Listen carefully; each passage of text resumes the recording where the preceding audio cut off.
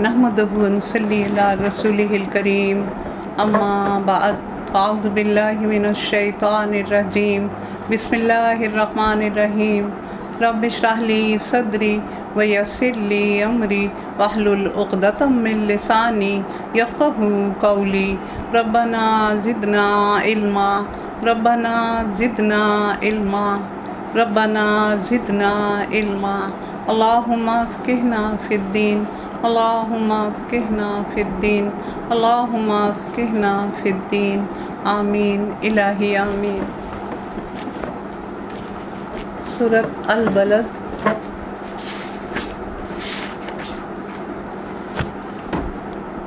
اعوذ باللہ من الشیطان الرجیم بسم اللہ الرحمن الرحیم۔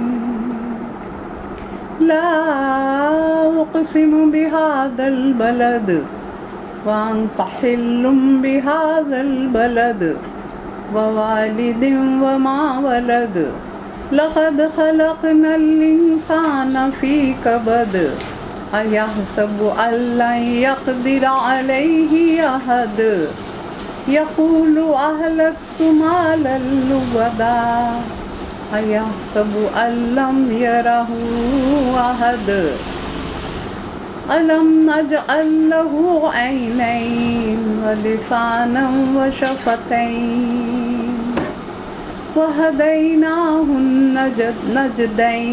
النجدين۔ سورۃ البلد مکی سورت، اس کی ترتیب نزول 35 اور مصحف کی ترتیب 90 ہے، اور یہ اس طرح کی صورتیں 99% مکی ہیں۔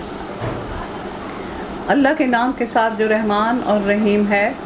نہیں میں قسم کھاتا ہوں اس شہر کی، نہیں کا مطلب ہے نہیں قسم کھاتا نہیں ایسا نہیں ہے جو تم کہہ رہے ہو۔ میں قسم کھاتا ہوں اس شہر کی کہ اس شہر میں تم کو حلال کر لیا گیا، یعنی اس کے حلال کے 2-3 مطلب ہیں کہ آپ اس میں مقیم ہیں، دوسرا یہ کہ آپ کے مقیم ہونے سے اس کی عظمت میں اضافہ ہو گیا ہے، اور دوسرا یہ کہ اگرچہ یہ شہر حرم ہے مگر ایک وقت آئے گا کہ یہاں جنگ کرنا اور دشمنان دین کو قتل کرنا آپ کے لیے حلال ہو جائے گا۔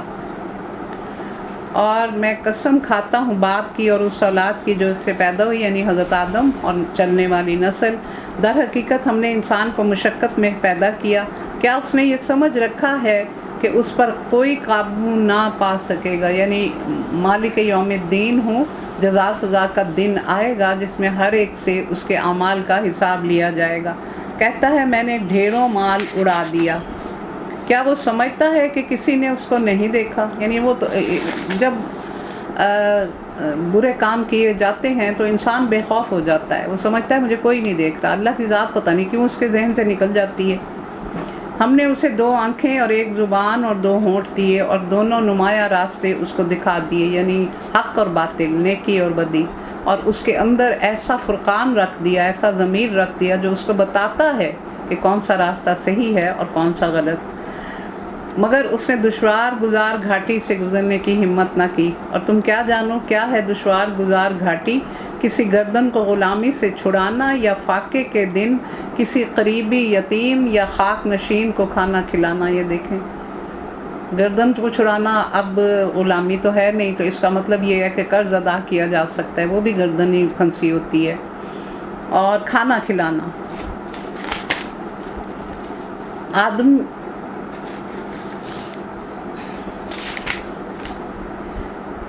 پھر اس کے ساتھ یہ کہ آدمی ان لوگوں میں شامل ہو جو ایمان لائے اور جنہوں نے ایک دوسرے کو صبر اور رحم کی تلقین کی، کہ اللہ اس شخص پر رحم نہیں کرتا جو انسانوں پر رحم نہیں کرتا، رحم کرنے والوں پر رحمان رحم کرتا ہے۔ زمین والوں پر رحم کرو، آسمان والا تم پر رحم کرے۔ پہلی بخاری اور مسلم کی حدیث تھی، اور دوسری حضرت عبداللہ بن عمرو بن علاس کہتے ہیں کہ حضور نے فرمایا، تو یہ ابو داؤد اور ترمذی میں اس کو بیان کیا گیا۔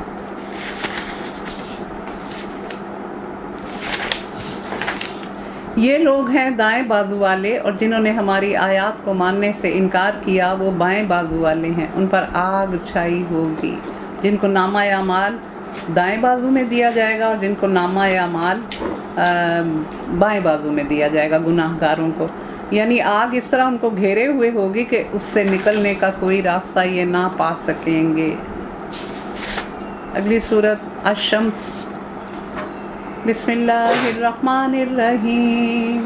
والشمس وضحاها والقمر اذا تلاها والنہار اذا جلاها واللیل اذا یغشاها والسماء وما بناها والارض وما طحاها ونفس وما سواها فألهمها فجورها وتقواها قد أفلح من زكاها وقد خاب من دساها كذبت ثمود بطغواها إذ انبعث أشقاها فقال لهم رسول الله ناقة الله وسقياها فكذبوه فعقروها فدمدم عليهم ربهم بذنبهم فسواها ولا يخاف عقباها۔ اس سورت کا بہت زیادہ اجر ہے اس کی تلاوت کرنے کا اور اس کو پڑھنے کا اور اس کو سمجھنے کا۔ یہ بھی مکی سورت 15 آیات ہیں اور 1 رکوع ہے، اور اس کی نزولی ترتیب 26 اور 91 اس کی مصحف کی ترتیب ہے۔ اللہ کے نام کے ساتھ جو رحمان اور رحیم ہے۔ سورج اور اس کی دھوپ کی قسم، چاند کی قسم جب کہ اس کے پیچھے آتا ہے، اور دن کی قسم جب وہ سورج کو نمایاں کر دیتا ہے، اور رات کی قسم جب وہ ڈھانپ لیتی ہے، اور آسمان کی اور اس ذات کی قسم جس نے اسے قائم کیا، اور زمین کی اور اس ذات کی قسم جس نے اسے بچھایا، اور نفس انسانی کی اور اس ذات کی قسم جس نے اسے ہموار کیا۔ تو ہموار کرنا یہ ہے کہ ایسا جسم عطا کیا جو اپنے قامت اور اپنے ہاتھ پاؤں اور اپنے دماغ کے اعتبار سے انسان کسی زندگی بسر کرنے کے لیے موزوں ترین تھا۔ اس کو دیکھنے، سننے، چھونے، چکھنے اور سونگھنے کے لیے حواس عطا کیے، اور جو اپنے تناسب اور خصوصیات کی بنا پر اس کے لیے بہترین ذریعہ علم ثابت ہوتے ہیں۔ یہ ساری چیزیں علم سیکھنے میں مددگار ہوتی ہیں۔ اس کو قوت عقل و فکر دی، قوت استدلال و استنباط دی، قوت خیال، قوت حافظہ، قوت تمیز، قوت فیصلہ، قوت ارادی اور دوسری ایسی ذہنی قوتیں عطا کی جن کی بدولت وہ دنیا میں اس کام کے قابل ہوا جو انسان کے کرنے کا تھا۔ یعنی اللہ نے اس کو اتنی زیادہ صلاحیتیں دیں۔ پھر اس کی بدی اور پرہیزگاری اس پر الہام کر دی۔ یقیناً فلاح پا گیا جس نے تزکیہ نفس کیا، اور نامراد ہوا جس نے اس کو دبا دیا۔ الہام کر دی کہ یہ بائی برتھ ہمارے اندر یہ سب چیزیں ہیں۔ غیر شعوری طور پر انسان کے ذہن میں نیکی اور پرہیزگاری جو ہے وہ ودیت کی گئی ہے، اور اس کے رجحانات اور میلانات انسان کے اندر رکھے ہیں۔ یہ وہ چیز ہے جس کو ہر شخص اپنے اندر محسوس کر سکتا ہے جب تک کہ وہ اپنے ضمیر کو کچل نہ دے۔ سمود نے اپنی سرکشی کی بنا پر جھٹلایا جب اس قوم کا سب سے شقی آدمی بفر کر کھڑا ہو گیا، یہ قیدار بن سلف۔ تو رسول نے ان لوگوں سے کہا، تو اللہ کے رسول نے ان لوگوں سے کہا، خبردار یہ اللہ کی اونٹنی ہے، اس کو ہاتھ نہ لگانا، یعنی اس کو نقصان نہ پہنچانا، اور نہ اس کے پانی پینے میں مانے، اور نہ کہ ایک دن۔ یہ دراصل معجزہ انہوں نے خود مانگا تھا، یہ ان کا طلب کردہ معجزہ تھا، اور پھر اس میں پابندی یہ لگی کہ وہ بہت بڑی اونٹنی تھی اور اس کا بچہ بھی تھا، تو وہ ایک دن سارا پانی وہ پیتی تھی اور سارا چارہ وہ کھاتے تھے دونوں، اور ایک دن ان کے جانوروں اور ان کو پانی ملتا تھا۔ تو یہ پھر ان کو بڑی مشکل پڑ گئی تھی، مگر انہوں نے اس کی بات کو جھوٹا قرار دیا اور اونٹنی کو مار ڈالا۔ آخر ان کے گناہ کی پاداش میں ان کے رب نے ایسی آفت توڑی کہ ایک ساتھ سب کو پیوند خاک کر دیا، اور اسے اپنے اس فعل کے کسی برے نتیجے کا خوف نہیں۔ تو اللہ کو کیا خوف ہونا ہے؟ یعنی اللہ دنیا کے بادشاہوں اور حکومتوں کے فرما رواؤں کی طرح نہیں کہ کسی کے خلاف کوئی قدم اٹھانے کے وقت یہ سوچنے پر مجبور ہو کہ اس اقدام کے نتائج کیا ہوں گے۔ اس کا اقتدار سب پر بالاتر ہے اور وہ کسی چیز سے خائف نہیں ہے۔ سورۃ لیل۔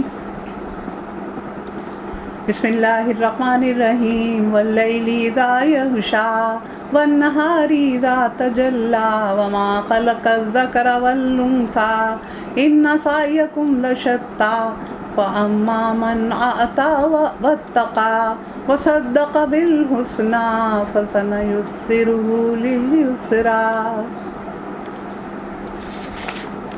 یہ بھی مکی صورت اور اس کی ترتیب نزول 9 ہے، یعنی بالکل ابتدائی صورتوں میں سے ہے، اور مصحف میں ترتیب 92 ہے، اور یہ اس کی 21 آیات اور 1 رکوع ہے۔ اللہ کے نام کے ساتھ جو رحمان اور رحیم ہے، قسم ہے رات کی جب وہ چھا جائے اور دن کی جب وہ روشن ہو جائے، اور اس ذات کی جس نے نر اور مادہ کو پیدا کیا، ہر ایک چیز میں اس نے میل فیمیل بنائے ہوئے ہیں۔ در حقیقت تم لوگوں کی کوششیں مختلف ہیں، اور تو جس نے راہ خدا میں مال دیا اور اللہ کی نافرمانی سے پرہیز کیا اور بھلائی کو سچ مانا، اس کو ہم آسان راستے کی طرف سہولت دیں گے۔ یعنی سب سے پہلے کہ تمام خوبیوں کو اس میں اکٹھا کیا گیا، اور یہ کہ انسان زر پرستی میں مبتلا نہ ہو، بلکہ کھلے دل سے اپنا مال اللہ کی راہ میں خرچ کرتا ہو اور اس کے بندوں کے حقوق کی ادائیگی کرتا ہو، نیکی اور بھلائی کے کاموں میں مال خرچ کرے اور خلق خدا کی مدد کرنے کے لیے اپنا مال لگائے، اور پھر یہ کہ اس میں اللہ کا خوف ہو، وہ اخلاق، اعمال، معاشرت، معیشت، غرض زندگی کے ہر شعبے میں ان کاموں سے بچے جو اللہ کو ناراض کرنے والے ہیں۔ تیسرا کہ بھلائی کی تصدیق کرے۔ بھلائی ایک وسیع المعنی لفظ ہے جس میں عقیدے، اخلاق اور اعمال تینوں کی بھلائی شامل ہے۔ عقیدے کی بھلائی یہ ہے کہ آدمی شرک اور دہریت کو چھوڑ کر توحید، آخرت اور رسالت کو حق مانے۔ اخلاق اور اعمال میں بھلائی کی تصدیق یہ ہے کہ آدمی بھلائیوں کا صدور محض بے شعوری کے ساتھ نہ کرے، بلکہ اس کو پوری نیت اور ارادے اور عمل، یعنی پوری جان فشانی اور اخلاص کے ساتھ یہ کام کرے، تو پھر ہم اسے آسان راستے کی طرف لے کے چلیں گے۔ اور جس نے بخل کیا اور اپنے رب سے بے نیازی برتی اور بھلائی کو جھٹلایا، اس کو ہم سخت راستے کی طرف لے کے جائیں گے، اور اس کا مال آخر اس کے کس کام آئے گا جب کہ وہ ہلاک ہو جائے گا۔ ایمان اور بخل اکٹھے نہیں ہو سکتے۔ کوئی شخص اگر ایمان کا دعویٰ کرتا ہے تو وہ بخیل نہیں ہو سکتا۔ یہ دو چیزیں، جیسے کفر اور ایمان اکٹھے نہیں ہو سکتے، اسی طرح بخل اور ایمان بھی اکٹھے نہیں ہو سکتے۔ بخیل اس آدمی کو کہتے ہیں جو روپیہ جوڑ جوڑ کر رکھتا ہے، نہ اپنے اوپر خرچ کرتا ہے اور نہ بال بچوں پر، بلکہ اس سے زیادہ مراد یہ ہے کہ بخیل، اصل بخیل ہوا ہے، وہ بھی بخیل ہے جو یہ نہیں کرتا، لیکن یعنی اپنے جو اہل و عیال ہیں اور اپنے ذی القربہ اور جو بھی اس کے ارد گرد جو بھی اس کے حقدار لوگ ہیں، ان کو جب وہ حق ادا نہیں کرتا تو یہ بخیل ہے۔ لیکن جو شخص اصل بخیل وہ ہے جو نیکی اور بھلائی کے کاموں میں مال صرف نہ کرے۔ اس لحاظ سے وہ شخص بخیل ہے جو اپنی ذات، اپنے عیش اور اپنی دلچسپیوں پر تو خوب دولت لٹائے، مگر کسی نیک کام کے لیے اس کی جیب سے 1 ٹکا نہ نکلے۔ یہ اصل بخیل وہ ہے جو اللہ کی راہ میں خرچ نہ کرے۔ اور سکندر اعظم نے کیا کہا تھا کہ میرے دونوں ہاتھ، جب میں مر جاؤں تو دونوں ہاتھ باہر رکھنا کہ لوگ دیکھ لے کہ میں کچھ لے کے نہیں گیا، میں اس دنیا سے خالی ہاتھ جا رہا ہوں۔ بے شک راستہ بتانا ہمارے ذمے ہے، اور در حقیقت آخرت اور دنیا دونوں کے ہم مالک ہیں۔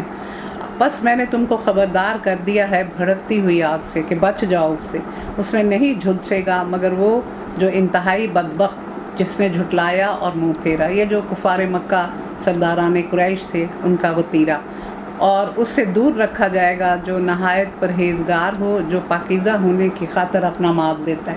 انسان کے نفس میں بھی پاکیزگی آتی ہے، مال میں بھی پاکیزگی آتی ہے۔ جب وہ اللہ کی راہ میں مال خرچ کرتا ہے تو اس کا نفس پاک ہوتا ہے اور اس کا مال بھی پاک ہوتا ہے، اور اس پر کسی کا کوئی احسان نہیں جس کا اسے بدلہ دینا ہو۔ وہ تو اپنے رب برتر کی رضا جوئی کے لیے یہ کام کرتا ہے اور اللہ اس سے خوش ہوگا۔ یعنی اس نے کسی کا احسان نہیں ہے جو چکانے کے لیے مال خرچ کر رہا ہے اور مزید فائدہ اٹھانے کے لیے یا ہدیے اور تحفے لینے کے لیے ان کی دعوتیں کر رہا ہو، بلکہ صرف اپنے رب کی رضا کے لیے لوگوں کی مدد کرے، کسی کا اس پر کوئی احسان نہ ہو جو وہ اتارنا چاہ رہا ہو۔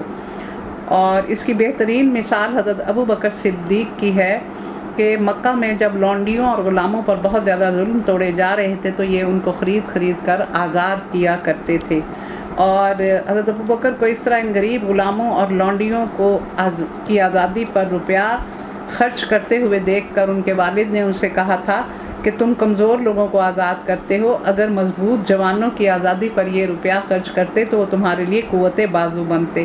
اس پر انہوں نے جواب دیا، ابا جان میں تو وہ اجر چاہتا ہوں جو اللہ کے ہاں ہے، نہیں مجھے ذاتی منفعت کوئی نہیں ہے۔ اس آیت کے دو معنی ہو سکتے ہیں، دونوں ہی یعنی اس کے لیے جا سکتے ہیں۔ ایک یہ اللہ ان سے راضی ہو جائے گا، اور دوسرا یہ وَلَسَوْفَ يَرْضَىٰ، یہ جو 21 آیت ہے کہ ایک تو اللہ ان سے راضی ہو جائے گا اور دوسرا اللہ ان کو اتنا دے گا کہ وہ اللہ سے راضی ہو جائیں گے۔ سورۃ الضحیٰ، بسم اللہ الرحمن الرحیم، وَالضُّحَىٰ وَاللَّيْلِ إِذَا سَجَىٰ مَا وَدَّعَكَ رَبُّكَ وَمَا قَلَىٰ وَلَلْآخِرَةُ خَيْرٌ لَّكَ مِنَ الْأُولَىٰ وَلَسَوْفَ يُؤْتِيكَ رَبُّكَ فَتَرْضَىٰ۔ مکی صورت، 11 آیات، 1 رکوع۔ اس کا نزولی ترتیب 11 ہے، یعنی بالکل شروع کی صورتوں میں سے ہے، اور مصحف میں 93 ہے۔ ضحیٰ کہتے ہیں رات کے مقابلے میں استعمال ہوا، اس سے مراد روشن دن ہے، اور سجا تاریکی چھا جانے کا ہی نہیں بلکہ سکوت طاری ہو جانے کا بھی اس میں مفہوم ہے۔ قسم ہے روز روشن کی اور رات کی جبکہ وہ سکون کے ساتھ طاری ہو جائے، یعنی اندھیرا بھی ہوتا ہے اور اس میں اللہ تعالیٰ کی طرف سے سکون بھی ہے۔ اے نبی تمہارے رب نے تم کو ہرگز نہیں چھوڑا اور نہ وہ ناراض ہوا، یقیناً تمہارے لیے بعد کا دور پہلے دور سے بہتر ہے، عنقریب تمہارا رب تم کو اتنا دے گا کہ تم خوش ہو جاؤ گے۔ یہ چھوڑنے کی جو بات ہے یہ کچھ عرصہ کے لیے فترۃ الوحی یعنی وحی کا نزول بند ہو گیا تھا، تو لوگوں نے بڑی باتیں بنانی شروع کر دی تھی، اور آپ صلی اللہ علیہ وسلم بہت غمگین ہو گئے اور مخالفین بھی آپ کو طعنے دینے لگے تھے۔ اور اس میں جو لوگوں کی باتیں، مختلف لوگوں کی باتیں یہاں درج ہیں، وہ کیا ہیں؟ ابو لہب کی بیوی ام جمیل نے، جو حضور کی چچی تھی اور اس کا گھر حضور کے مکان سے متصل تھا، اس نے کہا معلوم ہوتا ہے تمہارے شیطان نے تمہیں چھوڑ دیا ہے، یعنی یہ دیکھیں اللہ تعالیٰ کو نعوذ باللہ کیا کہہ رہے ہیں۔ اور اس کے علاوہ بھی لوگ کہتے تھے کہ اب یہ ان کا سر چشمہ بند ہو گیا، یعنی اب جو ان کا سورس وہی تھا وہ ختم ہو گیا، تو اب وہ جو خدشات جن میں وہ پڑے ہوئے تھے وہ ہمارے دور ہو جائیں گے کہ یہ ہمارے دین سے ہمیں برگشتہ کر رہے ہیں، تو اس طرح کی باتیں انہوں نے بنانی شروع کر دی تھی۔ پھر آپ کو بار بار یہ شک گزرتا تھا کہ کہیں میرے سے تو کوئی غلطی نہیں ہو گئی کہ میرا رب مجھ سے ناراض ہو گیا ہے اور اس نے مجھے حق اور باطل کی اس جنگ میں اکیلا چھوڑ دیا ہے۔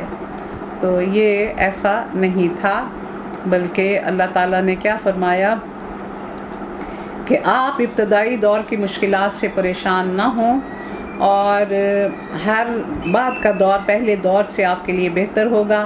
آپ کی قوت، آپ کی عزت و شوکت، آپ کی قدر و منزلت بڑھتی چلی جائے گی، اور لوگوں پر آپ کا اثر بھی پھیلتا چلا جائے گا، اور وہ یہ وعدہ صرف دنیا تک محدود نہیں بلکہ یہ وعدہ بھی شامل ہے کہ آخرت میں جو مرتبہ آپ کو ملے گا وہ اس مرتبے سے بھی بڑھ کے ہوگا جو اس دنیا میں آپ کو حاصل ہے نا، کہ وَلَسَوْفَ يُؤْتِيكَ رَبُّكَ فَتَرْضَىٰ۔ تو ہر دور آپ کا جو تھا وہ مشکلات کا آہستہ آہستہ نکلتا گیا، اور اس کے بعد پھر فتح مکہ کے بعد تیزی سے اسلام پھیلنا شروع ہوا۔ کیا اس نے تمہیں یتیم نہیں پایا اور ٹھکانہ فراہم کیا کہ آپ 6 منتھ پریگننسی تھی جب آپ کی والدہ کو، تو آپ کے والد کا انتقال ہو گیا تھا۔ اس کے بعد وہ 5 سال کی عمر میں آپ اپنی والدہ کے ساتھ رہے، اور 6 سال کی عمر تک آپ کی والدہ نے آپ کی پرورش کی، اور پھر اس کے بعد ان کا بھی انتقال ہو گیا، تو 8 سال کی عمر تک آپ کے دادا نے آپ کی پرورش کی، اور اس کے بعد حضرت زبیر کا نام نہیں آتا، آپ کے چچا، انہوں نے بھی کچھ عرصہ آپ کی پرورش کی تھی، اور اس کے بعد آپ حضرت ابو طالب کی کفالت میں آ گئے تھے، اور انہوں نے آخر دم تک آپ کا ساتھ دیا، اگرچہ وہ اسلام نہیں لائے تھے، اور پھر ٹھکانہ فراہم کیا اور تمہیں ناواقف راہ پایا اور ہدایت بخشی۔ ضالہ اس شخص کو بھی کہتے ہیں جو صحرا میں اکیلا کھڑا ہو اور آس پاس کوئی درخت نہ ہو، تو اس طرح آپ اکیلے ہی یہ اتنا بڑا مشن لے کے چل پڑے تھے۔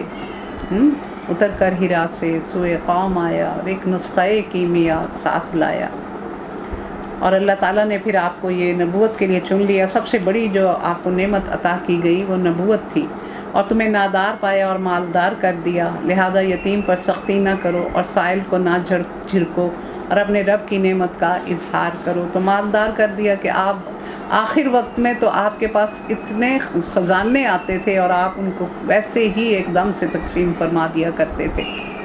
تو پھر جب آپ کی حضرت خدیجہ الکبریٰ سے شادی ہوئی تھی تب بھی وہ جو زیادہ تنگی کا وقت تھا وہ نکل گیا تھا۔ سورۃ علم نشرح۔ بسم اللہ الرحمن الرحیم۔ علم نشرح لک صدرک ووضعنا عنک وزرک الذی انقض ظہرک ورفعنا لک ذکرک فإن مع العسر یسرا إن مع العسر یسرا فإذا فرغت فانصب وإلى ربک فارغب۔ یہ بھی مکی صورت، اس کی 8 آیات اور 1 رکوع ہے، اور یہ بھی شروع کی صورتوں میں سے ہے۔ اس کی نزولی ترتیب 12 ہے اور مصحف کی 94۔ اللہ کے نام کے ساتھ جو رحمان اور رحیم ہے۔ اے نبی، کیا ہم نے تمہارا سینہ تمہارے لیے کھول نہیں دیا اور تم پر سے وہ بھاری بوجھ اتار دیا جو تمہاری کمر توڑے جا رہا تھا۔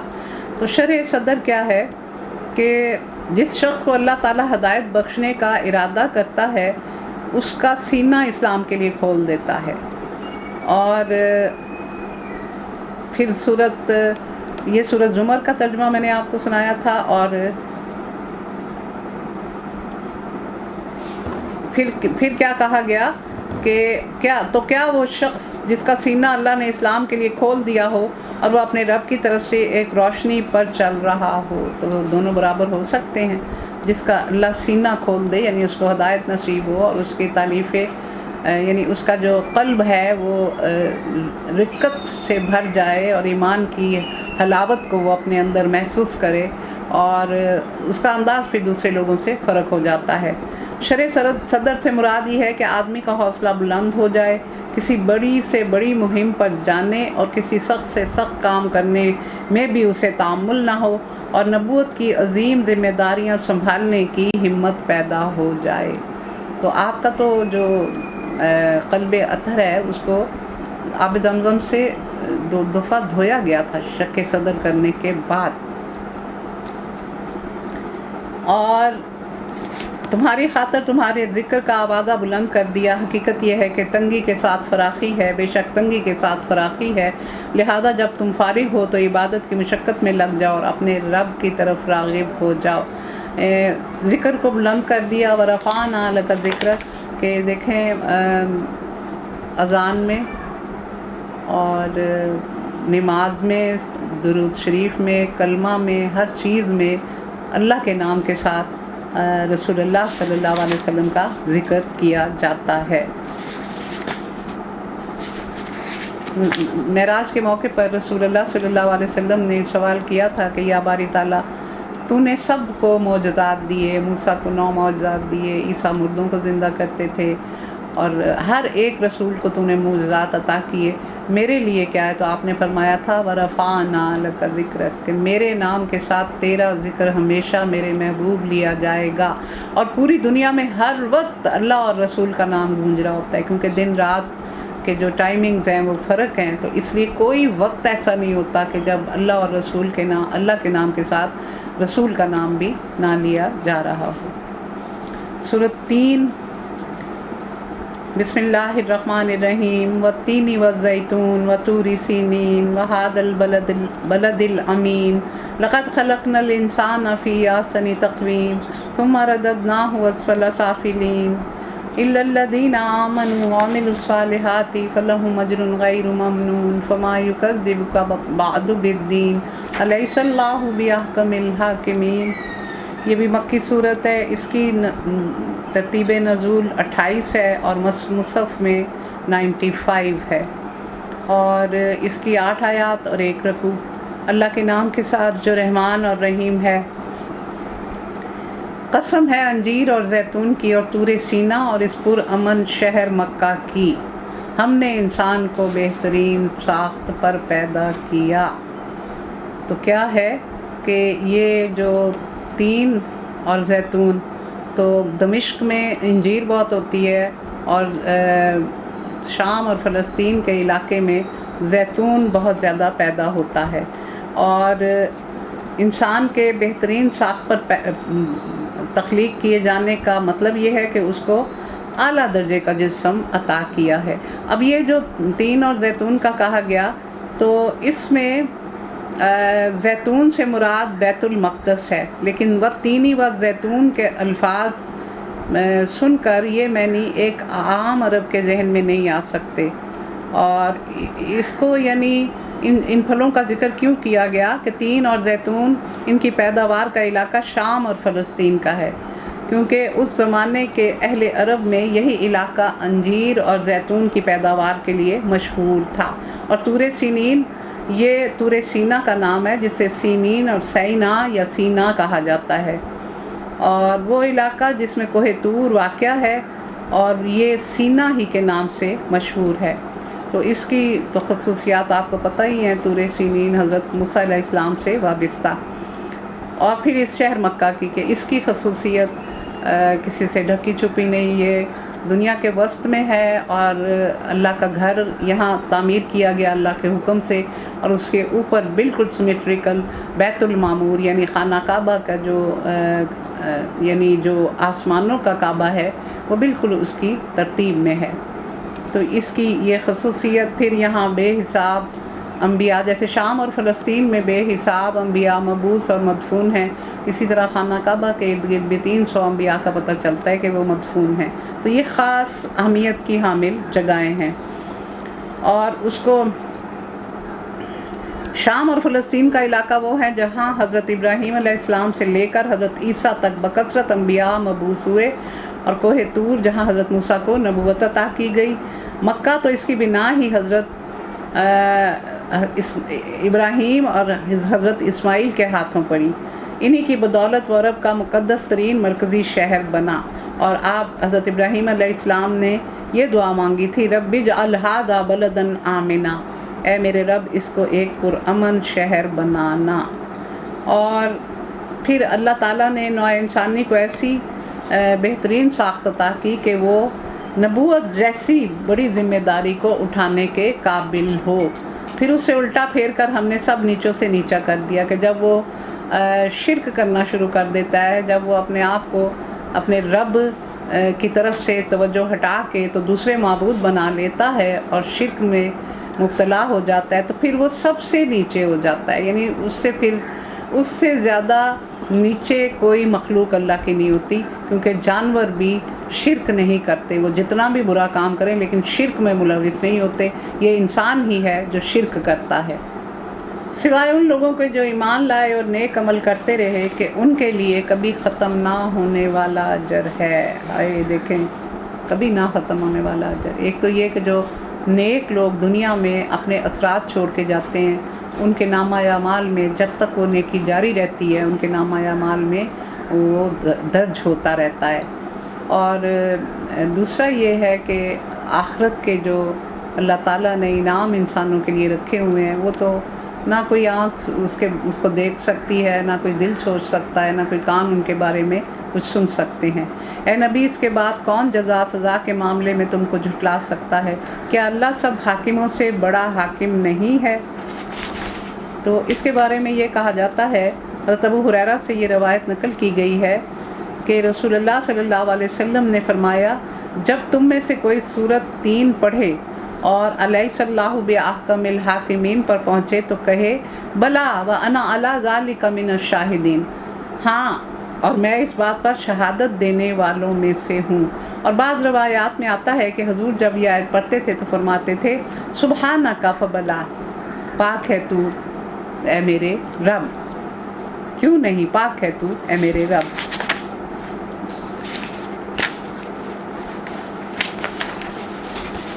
سورت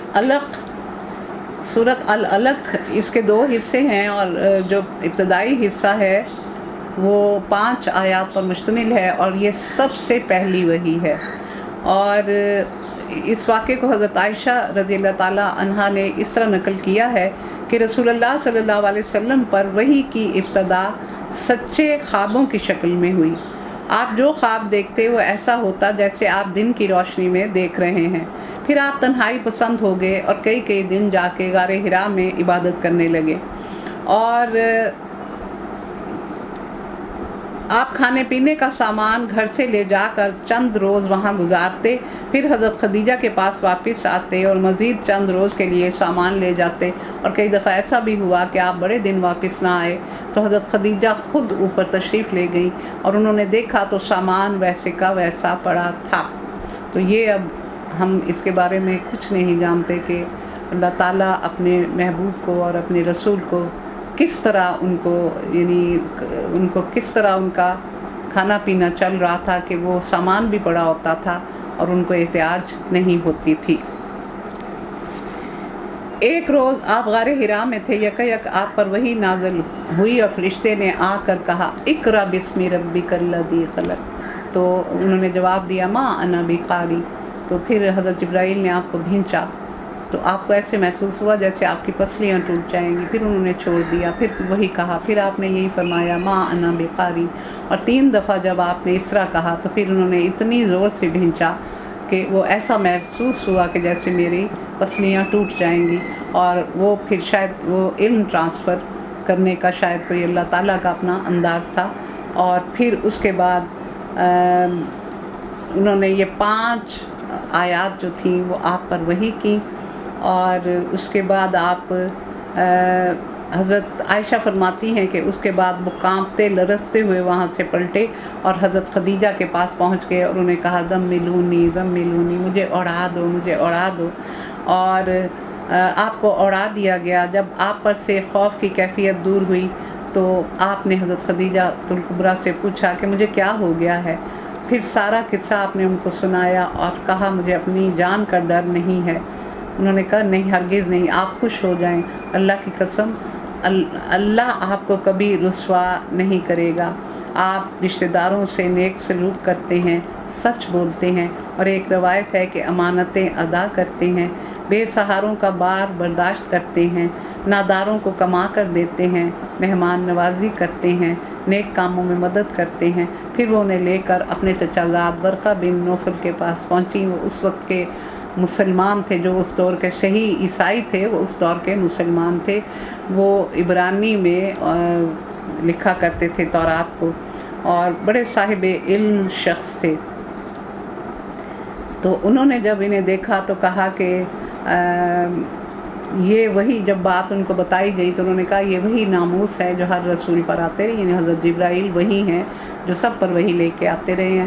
اور پھر انہوں نے کہا کہ آپ کی قوم آپ کو وہاں سے نکال دے گی، کاش میں اس وقت ہوتا، تو اگر میں ہوا تو میں آپ کی ضرور مدد کروں گا، لیکن وہ نابینا بھی تھے اور بہت بوڑھے ہو چکے ہوئے تھے، تو اس کے تھوڑی دیر بعد ان کا انتقال ہو گیا تھا۔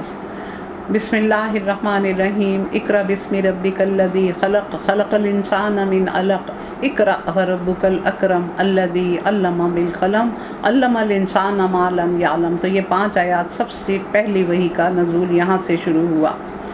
تو اس کی بھی 19 آیات ہیں اور 1 رکوع ہے، اور یہ سب سے پہلی ہے، نزولی ترتیب اس کی نمبر 1 آیت ہے، اور اس میں مصحف میں 96 نمبر ہے اس کا۔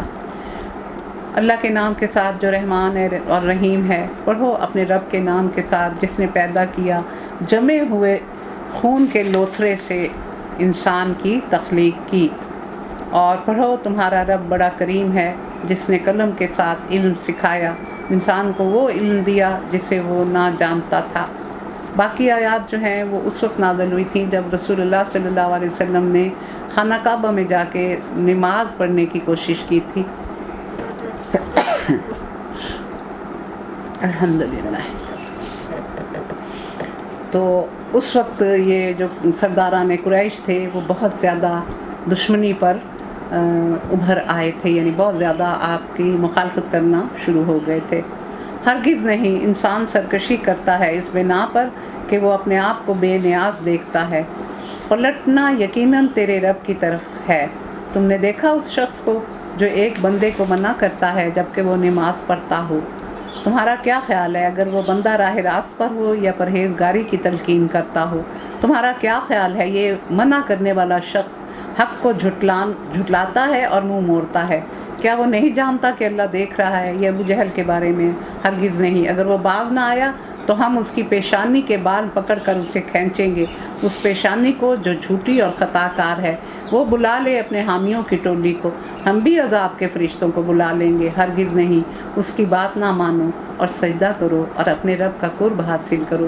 یہ آیت سجدہ ہے۔ تو یہاں یہ ہے کہ اس میں ایک واقعہ بیان کیا گیا ہے کہ رسول اللہ صلی اللہ علیہ وسلم جب نماز ادا کرتے تھے تو یہ آ کے روکتا تھا۔ تو اس نے کہا تھا کہ کیا وہ محمد زمین پہ ماتھا ٹیکتے ہیں؟ تو لوگوں نے کہا ہاں۔ تو کہتے ہیں کہ میں ان کی نعوذ باللہ ان کی گردن پہ پاؤں رکھوں گا۔ تو پھر ایک دن وہ بڑے اسی ارادے کے ساتھ خانہ کعبہ میں داخل ہوا اور اس نے اسی نیت کے ساتھ کہ میں آگے جا کے اپنے ارادے کو عملی جامہ پہناؤں، جب اس نے اس طرح کرنے کی کوشش کی تو لوگوں نے دیکھا کہ وہ خوف کے ساتھ پیچھے ہٹ رہا ہے۔ تو پھر اس کو پوچھا گیا کہ تمہیں کیا ہوا؟ تو اس نے کہا کہ میرے سامنے آگ کی ایک کھائی تھی اور بڑی بھیانک صورت والی کوئی مخلوق تھی جو میرے اوپر جھپٹنے کو تیار تھی۔ اور پھر یہ بھی کہا کہ اگر وہ اس طرح کی حرکت کرتا تو فرشتے اس کے پر خچے اڑا دیتے۔ سورۃ القدر یہ بھی مکی صورت ہے، اس کے 5 اس کی آیات اور 1 رکوع ہے، اور اس کی نزولی ترتیب 65 اور مصحف کی ترتیب 97 ہے۔ بسم اللہ الرحمن الرحیم، انا انزلناہ فی لیلۃ القدر وما ادراک ما لیلۃ القدر، لیلۃ القدر خیر من الف شہر، تنزل الملائکۃ والروح فیہا بإذن ربہم من کل امر، سلام ہی حتی مطلع الفجر۔ اللہ کے نام کے ساتھ جو رحمان اور رحیم ہے۔ ہم نے اس قرآن کو شب قدر میں نازل کیا، اور تم کیا جانو شب قدر کیا ہے؟ شب قدر کے 2 مفہوم ہیں۔ ایک تو یہ وہ رات ہے جس میں اللہ تعالیٰ تقدیر کے فیصلے نافذ کرنے کے لیے فرشتوں کے سپرد کر دیتے ہیں، اور سورۃ دخان کی ایک آیت میں کہا گیا فیہا یفرق کل امر حکیم، اس رات میں ہر معاملے کا حکیمانہ فیصلہ کر دیا جاتا ہے۔ اور امام زہری کہتے ہیں کہ قدر کے مطلب ہے عظمت اور شرف والی رات، یعنی وہ بڑی عظمت والی رات ہے۔ اور اس معنی کی تائید اس کے ان الفاظ سے ہوتی ہے کہ شب قدر 1000 مہینوں سے بہتر ہے، اور اس کو زیادہ تر لوگوں کا یہ خیال ہے کہ یہ 27ویں ہے، لیکن کیا کہا گیا کہ اسے آخری عشرہ کی طاق راتوں میں تلاش کیا کرو۔ اور زیادہ تر لوگ اس کے بارے میں 27ویں رات کہتے ہیں، لیکن محسوس ہوتا ہے کہ یہ بدلتی رہتی ہے۔ اللہ تعالیٰ کسی سال کسی تاریخ کو رکھتے ہیں اور کسی سال کسی محسوس ایسا ہوتا ہے۔ بہر صورت یہ اللہ کے راز ہیں۔ اور شہر رمضان الذی انزل فیہ القرآن، تو اس کی خصوصیت یہ ہے رمضان کی کہ اس میں قرآن نازل کیا گیا، اور اسی میں وہ مبارک رات آتی ہے۔ انا انزلناہ فی لیلۃ مبارکۃ، ہم نے اسے ایک برکت والی رات میں نازل کیا، یہ سورۃ دخان میں بھی کہا گیا ہے۔ اور تم کیا جانو کہ شب قدر کیا ہے؟ شب قدر 1000 مہینوں سے زیادہ بہتر ہے، یعنی 1000 مہینے کی عبادت اور 1 رات کی عبادت۔ فرشتے اور روح اس میں اپنے رب کے اذن سے ہر حکم لے کے اترتے ہیں، یعنی اس رات میں جو 1 سال میں ہونے والا ہوتا ہے وہ زمین پر اس کا نزول شروع ہو جاتا ہے، اور وہ طلوع فجر تک سلامتی ہی سلامتی ہے۔ روح سے مراد حضرت جبرائیل ہیں، جن کے فضل اور شرف کی بنا پر ان کا ذکر فرشتوں سے الگ کیا گیا۔ بلکہ اس کا مطلب یہ ہے کہ وہ خود نہیں آتے بلکہ اپنے رب کے اذن سے آتے ہیں، اور ہر حکم سے مراد وہی ہے جسے سورۃ دخان میں حکیمانہ کام سے تعبیر کیا گیا، یعنی یہ شام سے صبح تک پوری رات خیر ہی خیر ہے، ہر شر اور فتنے سے پاک ہے۔ اگلی سورۃ البینہ، اور یہ مدنی صورت، بہت دیر کے بعد کوئی مدنی صورت، اور اس کی 8 آیات اور 1 رکوع ہے۔ اس کی نزولی ترتیب پورا 100 ہے، اور مصحف کی ترتیب بھی تقریباً وہی 98 ہے۔ بسم اللہ الرحمن الرحیم۔ لم یکن الذین کفروا من اہل الکتاب والمشرکین منفکین حتی تأتیہم البینہ رسول من اللہ یتلو صحف مطہرہ فیہا کتب قیمہ وما تفرق الذین اوتوا الکتاب الا من بعد ما جاءتہم البینہ۔ اللہ کے نام کے ساتھ جو رحمان اور رحیم ہے۔ اہل کتاب اور مشرکین میں سے جو لوگ کافر تھے وہ اپنے کفر سے باز آنے والے نہ تھے جب تک کہ ان کے پاس روشن دلیل نہ آ جائے۔ یہ اللہ کی طرف سے ایک رسول جو پاک صحیفے پڑھ کر سنائے، جس میں بالکل درست اور راست تحریریں لکھی ہوں۔ تو کتب قیمہ اور صحف مطہرہ، تو صحیفہ لکھے ہوئے اوراق کو کہا جاتا ہے، اور مقصد اس کا الہامی کتابیں ہیں۔ پہلے جن لوگوں کو کتاب دی گئی تھی ان میں تفرقہ برپا نہیں ہوا مگر اس کے بعد کہ ان کے پاس راہ راست کا بیان واضح آ چکا تھا، یعنی یہودیوں اور عیسائیوں کے پاس خود وہ اہل کتاب تھے، لیکن انہوں نے سب سے بڑھ کر مخالفت کی تھی، حالانکہ وہ خود الہامی کتابیں لے کے بیٹھے ہوئے تھے، اور ان کو اس کے سوا کوئی حکم نہیں دیا گیا تھا کہ اللہ کی بندگی کریں، اپنے دین کو اس کے لیے خالص کر کے بالکل یکسو ہو کر نماز قائم کریں، زکوٰۃ ادا کریں۔ یہی نہایت صحیح اور درست دین ہے۔ یعنی تمام الہامی کتابوں میں عبادت کی تلقین بھی کی گئی اور مال خرچ کرنے کی تلقین بھی کی گئی، لیکن زکوٰۃ اس نصاب کے ساتھ ہماری شریعت میں ہے۔ اس سے پہلے اگرچہ انفاق فی سبیل اللہ تھا، لیکن اس کا انداز اس سے کچھ مختلف تھا۔ اہل کتاب اور مشرکین میں سے جن لوگوں نے کفر کیا وہ یقیناً جہنم کی آگ میں جائیں گے اور ہمیشہ اس میں رہیں گے۔ یہ بدترین خلائق ہیں۔ اولئک ہم شر البریہ، اور جو لوگ ایمان لائے اور نیک عمل کیے، اولئک ہم خیر البریہ، وہ بہترین مخلوق ہیں، اور ان کی جزا ان کے رب کے ہاں دائمی قیام کی نعمتیں ہیں، جن کے نیچے نہریں بہتی ہوں گی، وہ ان میں ہمیشہ ہمیشہ رہیں گے۔ اللہ ان سے راضی ہوا، وہ اللہ سے راضی ہوئے۔ یہ کچھ ہے اس شخص کے لیے جس نے اپنے رب کا خوف کیا، یعنی جس نے اپنے تقوی اختیار کیا، جو اپنے رب سے جڑا اور جو اپنے رب سے محبت کرتا ہے۔ سورۃ الزلزال، الزلزال، یہ بھی مدنی سورت ہے۔ اس کی بھی 8 آیات اور 1 رکوع ہے۔ بسم اللہ الرحمن الرحیم۔ اذا زلزلت الارض زلزالها واخرجت الارض اثقالها وقال الانسان ما لها يومئذ تحدث اخبارها بان ربك اوحى لها يومئذ يصدر الناس اشتاتا ليروا اعمالهم فمن يعمل مثقال ذرة خيرا يره ومن يعمل مثقال ذرة شرا يره۔ اللہ کے نام کے ساتھ جو رحمان اور رحیم ہے۔ اس کی نزولی ترتیب 93 ہے اور مصحف میں ترتیب 99 ہے۔ جب زمین اپنی پوری شدت کے ساتھ ہلا ماری جائے گی اور زمین اپنے اندر کے سارے بوجھ نکال کر باہر ڈال دے گی۔ دیکھیں کیا کیا بوجھ ہیں،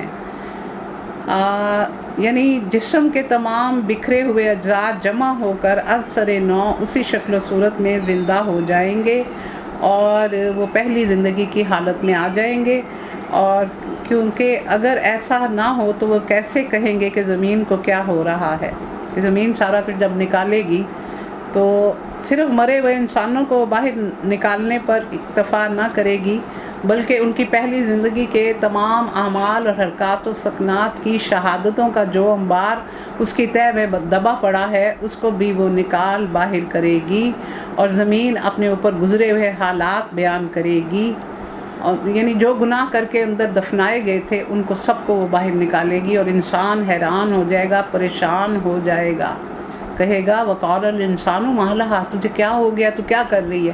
وہ کہے گی بان ربک اوحی لہا، کہ میرے رب نے مجھے ایسا کرنے کا حکم دیا ہے۔ اور اس کے علاوہ سونا، چاندی، جواہر اور ہر قسم کی دولت جو زمین کے پیٹ میں ہے اس کے بھی ڈھیر کے ڈھیر وہ نکال کر باہر کر دے گی، اور انسان دیکھے گا کہ یہ وہی چیزیں بے وقت ہو کے پڑی ہیں جن کے لیے وہ قتل کرتا تھا، ڈاکے ڈالتا تھا، چوریاں کرتا تھا، حق تلفیاں کرتا تھا۔ تو یہ سارا کچھ کھل کے سامنے آ جائے گا۔ حضرت ابو ہریرہ کی روایت ہے کہ رسول اللہ صلی اللہ علیہ وسلم نے یہ آیت پڑھ کر پوچھا جانتے ہو اس کے حالات کیا ہیں؟ تو ان لوگوں نے کہا کہ اللہ اور اس کا رسول جانتے ہیں۔ تو آپ نے فرمایا کہ ہر بندے اور بندی نے جو عمل کیا ہوگا تو وہ اس کی پیٹھ پر تو وہ کہے گی کہ اس نے فلاں فلاں کام کیا، یہ ہیں وہ حالات جو زمین بیان کرے گی، یعنی سارے گناہوں کے پول کھول دے گی۔ اس روز لوگ متفرق حالتوں میں پلٹیں گے تاکہ ان کے اعمال ان کو دکھائے جائیں، اور جس نے ذرہ برابر نیکی کی ہوگی وہ دیکھ لے گا، اور جس نے ذرہ برابر بھلائی کی ہوگی وہ بھی اس کو دیکھ لے گا۔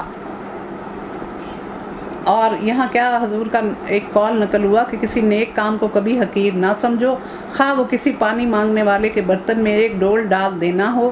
اور پھر حضرت ابو ہریرہ کی روایت ہے کہ حضور نے عورتوں کو خطاب کر کے فرمایا اے مسلمان عورتوں، کوئی پڑوسن اپنی پڑوسن کے ہاں کوئی چیز بھیجنے کو حقیر نہ سمجھے، خواہ وہ بکری کا ایک کھر ہی کیوں نہ ہو۔ اسے مسند احمد، نسائی اور ابن ماجہ میں بیان کیا گیا۔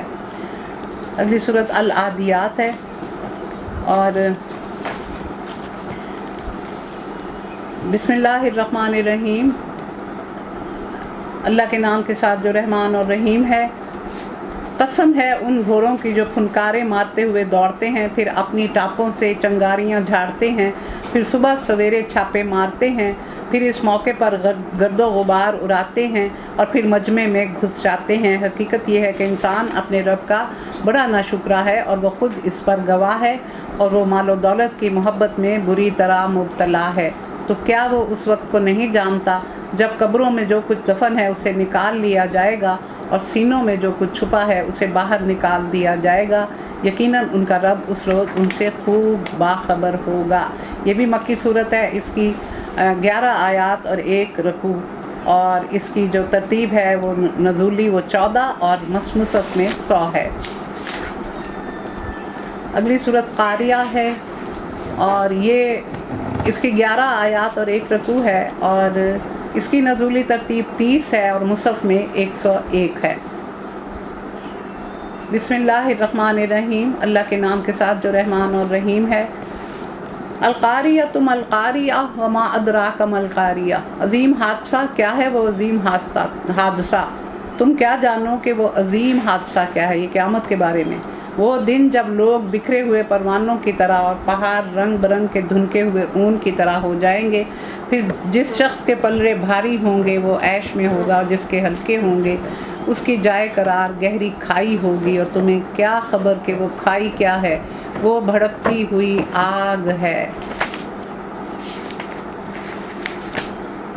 سورۃ التکاثر، کثرہ اس کی روح کثرت سے ہے، اور یہ مکی صورت، اس کی 8 آیات ہیں اور 1 رکوع ہے۔ یہ بہت خاص صورت ہے، اس کی نزولی ترتیب 16 ہے اور مصحف میں 102 ہے۔ اس کو 1/2 قرآن کے برابر پڑھنے کا اجر ملتا ہے۔ بسم اللہ الرحمن الرحیم، الہاکم التکاثر حتی زرتم المقابر، کلا سوف تعلمون ثم کلا سوف تعلمون کلا لو تعلمون علم الیقین لترون الجحیم ثم لترونها عین الیقین ثم لتسألن یومئذ عن النعیم۔ اور تم لوگوں کو زیادہ سے زیادہ ایک دوسرے سے بڑھ کر دنیا حاصل کرنے کی دھن نے غفلت میں ڈال رکھا ہے، یہاں تک کہ اس فکر میں تم قبر تک پہنچ جاتے ہو۔ کثرت یعنی ایک دوسرے سے بڑھ کے مال حاصل کرنا، اور اس میں ایک دوسرے سے سبقت لے جانے کی کوشش کرنا، اور زیادہ سے زیادہ مال کو کثرت سے جمع کرنے کی کوشش کرنا۔ ہرگز نہیں، عنقریب تمہیں معلوم ہو جائے گا، سن لو، ہرگز نہیں، عنقریب تمہیں معلوم ہو جائے گا، ہرگز نہیں۔ اگر تم یقینی علم کی حیثیت سے جانتے ہوتے تو تمہارا یہ طرز عمل نہ ہوتا۔ تم دوزخ دیکھ کر رہو گے، سن لو، تم بالکل یقین کے ساتھ اسے دیکھو گے، کیونکہ یہ جھٹلاتے تھے حیات بعد الممات کو۔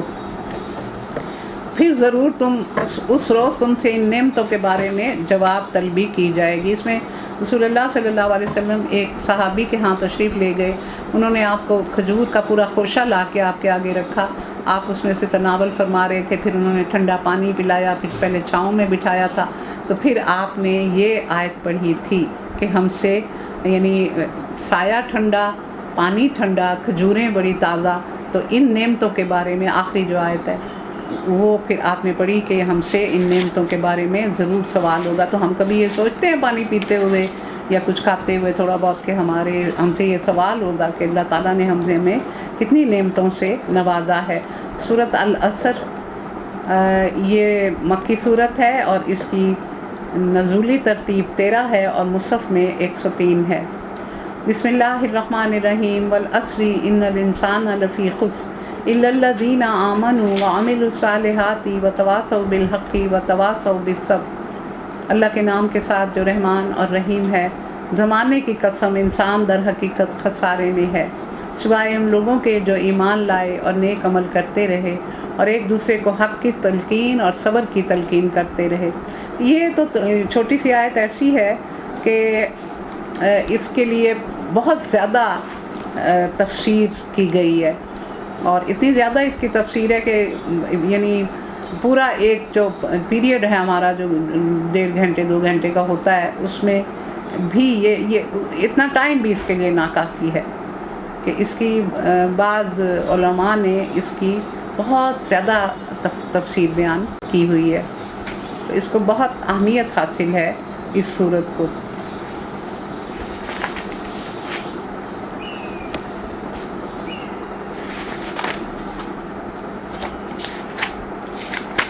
سورۃ الہمزہ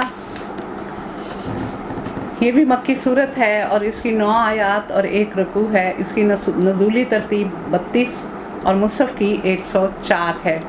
بسم اللہ الرحمن الرحیم، ویل لکل ہمزۃ لمزۃ الذی جمع مالا وعددہ یحسب ان مالہ اخلدہ کلا لینبذن فی الحطمہ وما ادراک ما الحطمہ نار اللہ الموقدہ التی تطلع علی الافئدہ انہا علیہم مؤصدہ فی امد ممددہ۔ در حقیقت یہ بہت ڈرانے والی صورت ہے۔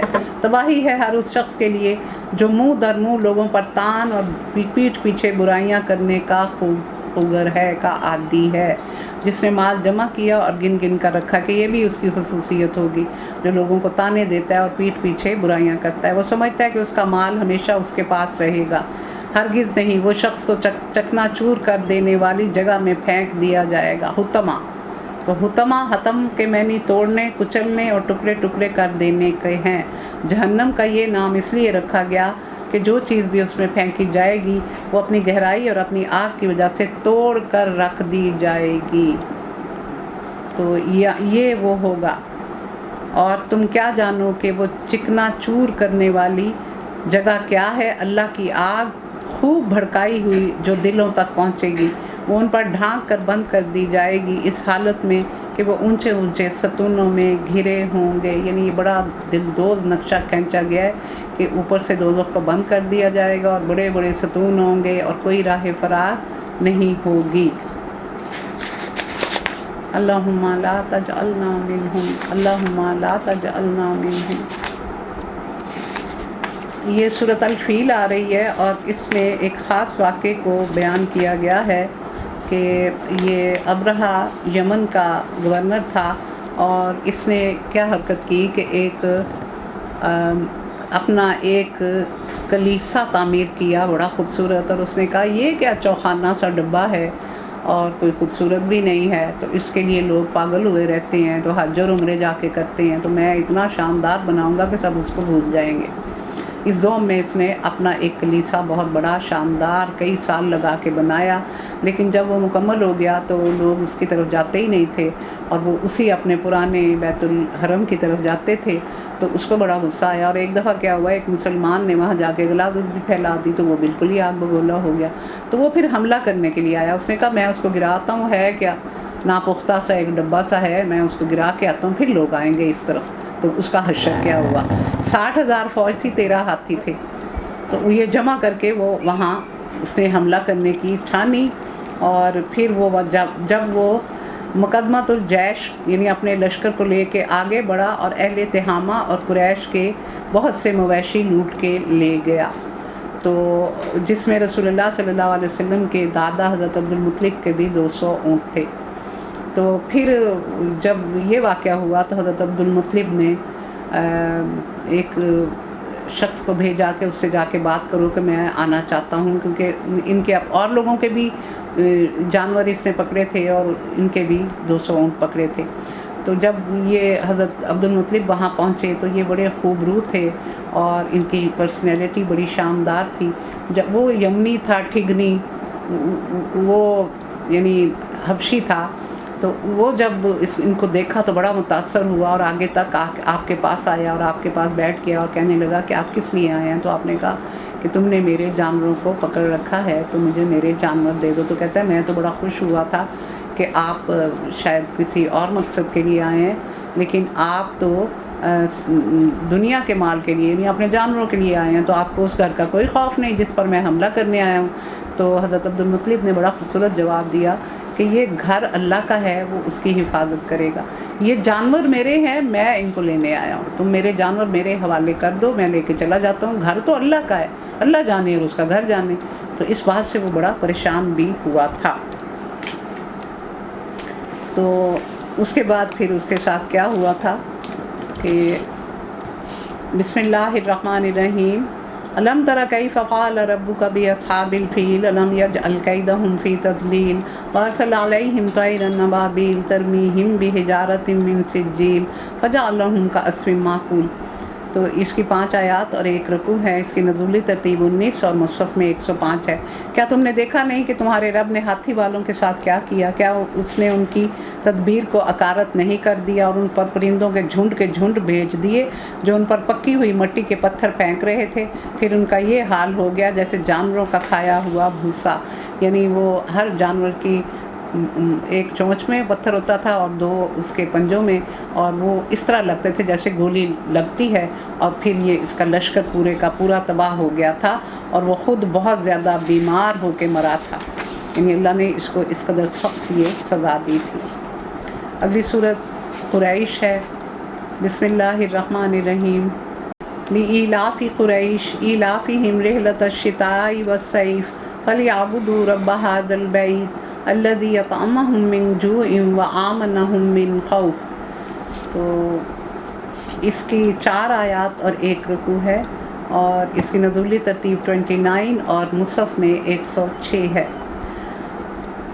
اللہ کے نام کے ساتھ جو رحمان اور رحیم ہے۔ چونکہ قریش مانوس ہوئے جاڑے اور گرمی کے سفروں سے، مانوس ہونا یعنی تجارت پر ان کا انحصار تھا، یہ زرعی زمین نہیں تھی، نہ یہاں کوئی انڈسٹری تھی، تو یہ زیادہ تر تجارت سے ہی ان کی گزر اوقات تھی۔ تو یہ 2 سفر کرتے تھے، سردی کے موسم میں جنوبی عرب یمن وغیرہ کے علاقوں کی طرف، اور گرمی کے موسم میں یہ شام اور فلسطین کی طرف سفر کے لیے جایا کرتے تھے۔ تو اللہ تعالیٰ اپنے اس احسان کا ان کو احساس دلا رہے ہیں، لہٰذا ان کو چاہیے کہ اس گھر کے رب کی عبادت کریں جس نے انہیں بھوک سے بچا کر کھانے کو دیا اور خوف سے بچا کر امن عطا کیا، یعنی تجارت تمہارے لیے آسان کر دی، تمہیں راستے بتا دیے، اور امن عطا کیا کہ خانہ کعبہ کے ارد گرد کچھ بھی نہیں کیا جا سکتا، نہ گھاس تک کاٹنے کی ممانعت ہے، یعنی کوئی کسی کو قتل نہیں کر سکتا، حملے نہیں کر سکتا، اور پھر 4 مہینے تو ویسے ہی بہت حرمت کے تھے جس میں کچھ بھی یہ اس طرح کی حرکت نہیں کر سکتے تھے۔ تو اللہ تعالیٰ نے فرمایا کہ میں نے تمہیں اس کی بدولت امن عطا کیا۔ اگلی صورت ماعون ہے، اور یہ بھی مکی صورت 7 آیات ہیں، 1 رکوع ہے، نزولی ترتیب 17 اور مصحف کی ترتیب 107 ہے۔ اللہ کے نام کے ساتھ جو رحمان اور رحیم ہے۔ کیا تم نے دیکھا اس شخص کو جو آخرت کی جزا اور سزا کو جھٹلاتا ہے؟ وہی تو ہے جو یتیم کو دھکے دیتا ہے اور مسکین کو کھانا دینے پر نہیں اکساتا۔ تباہی ہے ان نماز پڑھنے والوں کے لیے جو اپنی نماز سے غفلت برتتے ہیں۔ دیکھو یہ نہیں کہا گیا کہ جو نماز پڑھتے نہیں، پڑھنے والے جو غفلت سے پڑھتے ہیں، خشوع اور خضوع سے نہیں پڑھتے، جو ریاکاری کرتے ہیں، لوگوں کو دکھانے کے لیے پڑھتے ہیں، اور معمولی ضرورت کی چیزیں لوگوں کو دینے سے گریز کرتے ہیں۔ اس میں جو ذکر آیا ہے وہ ابو جہل کا ہے، اور یتیم کا ذکر آیا تو اس کی کفالت میں ایک یتیم بچہ تھا۔ وہ ایک روز اس حالت میں آیا کہ اس کے بدن پر کپڑے تک نہ تھے۔ اسے بڑی التجا کی کہ مجھے کھانے کو دے دو یا میرے مال میں سے مجھے کچھ دے دو، مگر اس نے اس کی طرف توجہ نہ کی تو وہ روتا ہوا واپس لوٹ گیا۔ تو قریش کے سرداروں نے مذاق سے، یعنی ایسے ہی نوٹنکی کرتے ہوئے سے کہا جاؤ نا ذرا رسول اللہ صلی اللہ علیہ وسلم کے پاس۔ تو وہ ان کے پاس چلا گیا، آپ اس بچے کو لے کے ابو جہل کے پاس آئے تو اس نے بڑے اچھے طریقے سے آپ کا استقبال کیا۔ پھر آپ نے فرمایا کہ اس بچے کا حق اس کو دے دو، اس کا مال اس کو دے دو۔ وہ اتنا خائف ہوا کہ اس نے فوراً اس کا مال اس کو دے دیا۔ تو اس میں اس واقعے کی طرف اشارہ کیا گیا۔ اور معاون جو ہے کہ معمولی چیزیں بھی دینی چاہیے، یہ عورتوں کے لیے خاص ہے، اور معمولی ضرورت کی چیزیں دینے سے گریز کرتے ہیں کہ یہ جو چھوٹی چھوٹی چیزیں ہمسایوں کے بھی کئی دفعہ ضرورت پڑ جاتی ہے تو اس میں تنگ دلی کا مظاہرہ نہیں کرنا چاہیے۔ اس میں زکوٰۃ کا بھی مقصد لیا گیا، اور یہ مقصد بھی کہ جب ایک ساتھ رہنے والے لوگوں کو جب چھوٹی چھوٹی چیزوں کی ضرورت پڑتی ہے تو بڑی فراخ دلی سے ایک دوسرے کو وہ دینی چاہیے۔ یہ خاص طور پہ عورتوں کو تلقین ہے۔ سورۃ الکوثر حضرت انس بن مالک سے نقل کیا گیا ہے کہ حضور ہمارے درمیان تشریف فرما تھے، اتنے میں آپ پر کچھ اونگ طاری ہوئی، پھر آپ نے مسکراتے ہوئے سر اٹھایا۔ بعض روایات میں ہے کہ آپ نے بعض روایات میں ہے کہ لوگوں نے آپ سے پوچھا کہ آپ کس بات پر تبسم فرما رہے ہیں؟ اس وقت آپ نے فرمایا میرے اوپر ایک سورت نازل ہوئی ہے۔ پھر بسم اللہ الرحمن الرحیم پڑھ کر آپ نے سورۃ الکوثر پڑھی۔ اس کے بعد پوچھا جانتے ہو کوثر کیا ہے؟ تو لوگوں نے کہا کہ اللہ اور اس کا رسول ہی زیادہ جانتے ہیں۔ تو فرمایا یہ ایک نہر ہے جو میرے رب نے مجھے جنت میں عطا کی ہے۔ تو اس میں اسی کا ذکر آ رہا ہے۔ اس کی 3 آیات مختصر ترین سورت قرآن کی، اور 1 رکوع ہے، اور اس کی نزولی ترتیب 15 اور مصحف کی 108۔ بسم اللہ الرحمن الرحیم انا اعطیناک الکوثر فصلی لربک وانحر ان شانئک ھو الابتر۔ اے نبی ہم نے تمہیں کوثر عطا کر دیا، پس تم اپنے رب کے لیے نماز پڑھو اور قربانی کرو، تمہارا دشمن ہی جر کٹا ہے۔ تو اس میں جو کوثر جو ہے یہ ایک حوض کوثر ہے جو میدان حشر میں آپ کو عطا کیا جائے گا، اور ایک نہر کوثر ہے جو جنت میں آپ کو عطا کی جائے گی، اور یہ یعنی وہی جو ہے حوض، اس میں نہر جو ہے اس میں سے حوض میں پانی لایا جائے گا، دونوں ایک ہی چیز ہیں۔ وہاں کا ہی پانی میدان حشر میں اس حوض میں لا کے ڈالا جائے گا، اور یہ آپ کو اس وقت عطا کیا جائے گا جب ہر شخص العطشہ کر رہا ہوگا۔ آپ کی امت آپ کے پاس حاضر ہوگی اور اس سے سیراب ہوگی، اور آپ سب سے پہلے اس پر پہنچے ہوں گے، اور آپ اس کے وسط میں تشریف فرما ہوں گے۔ تو یہ اس کی خصوصیت ہے۔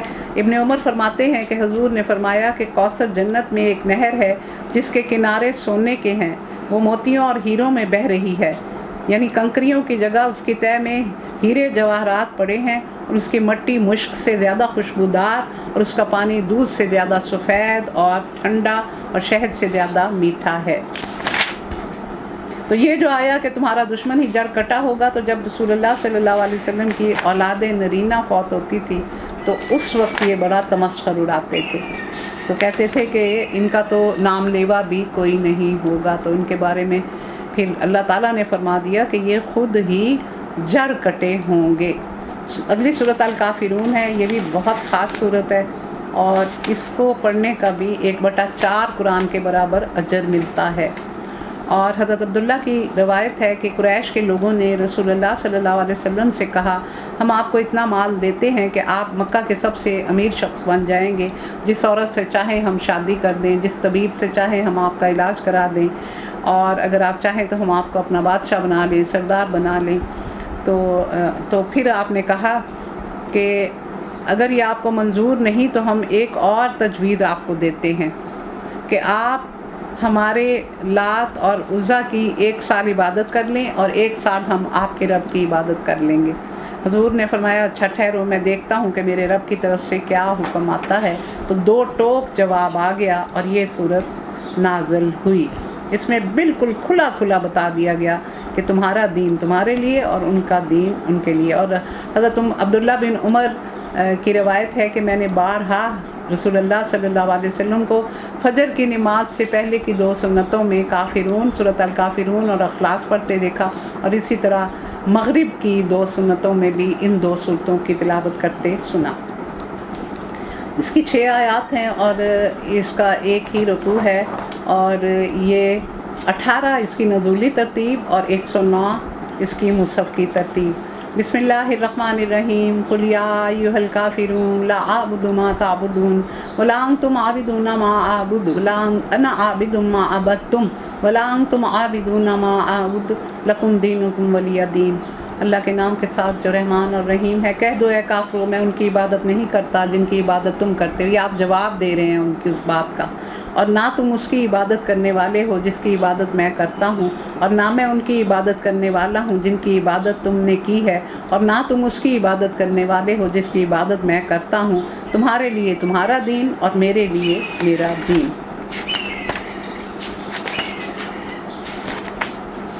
اگلی صورت النصر ہے، اور یہ آخری صورت ہے۔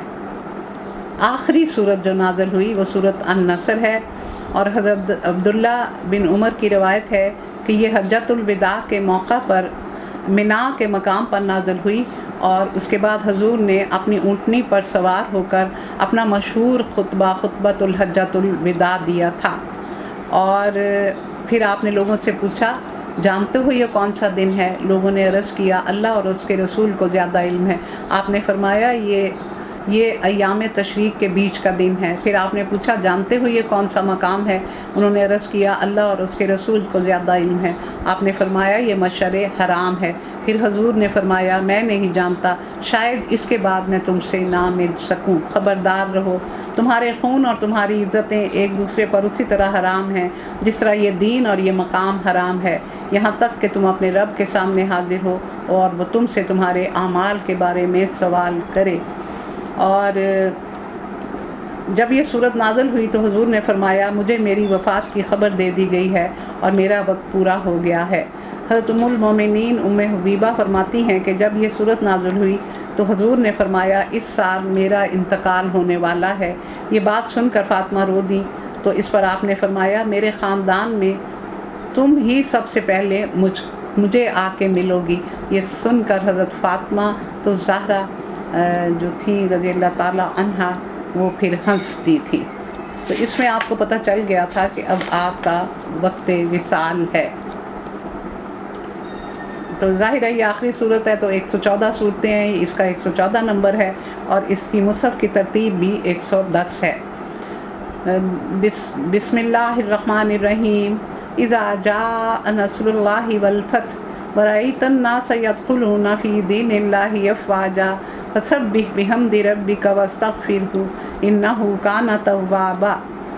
اللہ کے نام کے ساتھ جو رحمان اور رحیم ہے، جب اللہ کی مدد آ جائے اور فتح نصیب ہو جائے اور اے نبی تم دیکھ لو کہ لوگ فوج در فوج اللہ کے دین میں داخل ہو رہے ہیں تو اپنے رب کی حمد کے ساتھ اس کی تسبیح کرو، اس سے مغفرت کی دعا مانگو، اور بے شک وہ بڑا توبہ قبول کرنے والا ہے۔ کیونکہ اس کے بعد اب جب سے وہ صلح حدیبیہ کا معاملہ ہوا تھا تو اس کے بعد سے اسلام تیزی سے پھیلنا شروع ہو گیا تھا، اور پھر یہ یمن سے 700 لوگوں کا وفد مسلمان ہو کر آیا، اور جو راستے میں یعنی پڑھ رہے تھے، دعائیں مانگ رہے تھے۔ تو یہاں یہی بتایا گیا ہے کہ اب آپ کا مشن جو ہے وہ پورا ہو گیا ہے، تو آپ کا کام اب مکمل ہو گیا ہے، تو اس چیز سے آپ کو یہ محسوس ہوا تھا کہ یہ اب میرے جانے کا وقت آ گیا۔ اور پورے قبیلے اور بڑے بڑے علاقوں کے باشندے کسی جنگ اور مزاحمت کے بغیر اسلام لا رہے تھے۔ یہ 9 ہجری کے آغاز سے رونما ہونی شروع ہوئی، جس کی وجہ سے اس کو سال وفود کہا جاتا ہے۔ عرب کے گوشے گوشے سے وفد آپ کی خدمت میں حاضر ہوئے اور اسلام قبول کر کے آپ کے دست مبارک پر بیعت کرنے لگے تھے۔ سورۃ لہب۔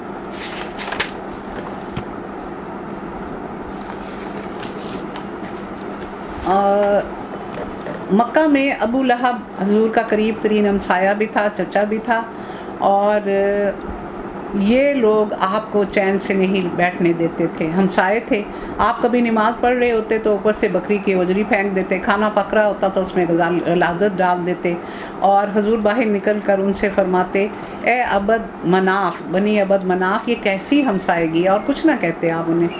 ابو لہب کی بیوی ام جمیل جو ابو سفیان کی بہن تھی، اس نے یہ مستقل وتیرہ پکڑا ہوا تھا کہ وہ خاردار کانٹے دار جھاڑیاں لا کر آپ کے راستے میں بچھا دیتی تاکہ آپ کو چبھیں۔ اس دور میں جوگرز تو ہوتے نہیں تھے، جیسا بھی جوتا ہوتا تھا وہ کانٹے اس میں جا کے آپ کو تکلیف دیتے تھے، اور اس طرح کی یہ بہت سی حرکتیں کرتے تھے۔ پھر ابو لہب کے 2 بیٹے عتبہ اور عتیبہ کی زوجیت میں آپ کی 2 بیٹیاں تھیں، لیکن جب رسول اللہ صلی اللہ علیہ وسلم نے یہ کہا کہ اب نبوت کا اعلان کیا اور ان کو ان کے بت پرستی سے روکا اور دین حق کی طرف بلایا، تو وہ اتنا ناراض ہوا کہ اس نے اپنے بیٹوں سے کہا کہ میں تم سے کوئی تعلق نہیں رکھوں گا اگر تم نے ان کو طلاق نہ دی۔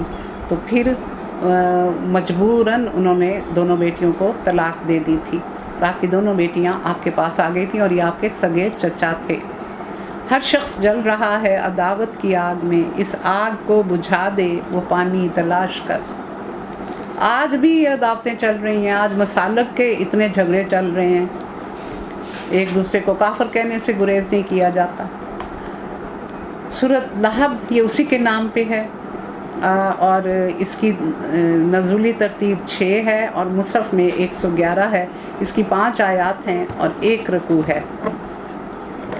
بسم اللہ الرحمن الرحیم۔ تبت یدا ابی لہب وتب ما اغنی عنہ مالہ وما کسب سیصلی نارا ذات لہب وامرأتہ حمالۃ الحطب فی جیدہا حبل من مسد۔ اللہ کے نام کے ساتھ جو رحمان اور رحیم ہے۔ ٹوٹ گئے ابو لہب کے ہاتھ اور وہ نامراد ہوا، اس کا مال اور جو کچھ اس نے کمایا وہ اس کے کسی کام نہ آیا۔ ضرور وہ شعلہ زن آگ میں ڈالا جائے گا اور اس کے ساتھ اس کی جوڑوں بھی، لگائی بجھائی کرنے والی اس کی گردن میں مونج کی رسی ہوگی۔ تو اس کا جو آپ کا یہ چچا تھا، اس کا انجام بہت برا ہوا تھا۔ جنگ بدر میں بہت سے سردار مارے گئے جو اسلام دشمنی میں ابو لہب کے ساتھی تھے، یہ جنگ میں شامل نہیں ہوا تھا۔ مکہ میں جب اس شکست کی خبر اسے پہنچی تو اس کو اتنا صدمہ ہوا کہ وہ زندہ نہ رہ سکا، اور اس کی موت بھی نہایت عبرتناک تھی۔ اس کو تو چھوت کی بیماری لگ گئی تھی کہ اس کے گھر والوں نے بھی اسے چھوڑ دیا تھا کیونکہ انہیں چھوت لگنے کا ڈر تھا۔ مرنے کے بعد بھی 3 روز تک کوئی اس کے پاس نہ آیا، یہاں تک کہ اس کی لاش سڑ گئی، اس کی بو پھیلنے لگی۔ آخرکار جب لوگوں نے اس کے بیٹوں کو طعنے دینے شروع کیے تو انہوں نے کچھ حبشیوں کو اجرت دے کر باپ کی لاش اٹھوائی اور انہی مزدوروں نے ان کو دفن کر دیا۔ اور دوسری روایت یہ ہے کہ انہوں نے ایک گڑھا کھدوایا اور لکڑیوں سے اس کی لاش کو دھکیل کر اس میں پھینک دیا، اوپر سے مٹی ڈال دی۔ اور اس کی مزید مکمل شکست اس طرح ہوئی کہ جس دین کی راہ روکنے کے لیے اس نے ایڑی چوٹی کا زور لگایا تھا، اسی دین کو اس کی اولاد نے قبول کیا۔ سب سے پہلے اس کی بیٹی درہ ہجرت کر کے مکہ سے مدینہ پہنچی اور اسلام لائیں۔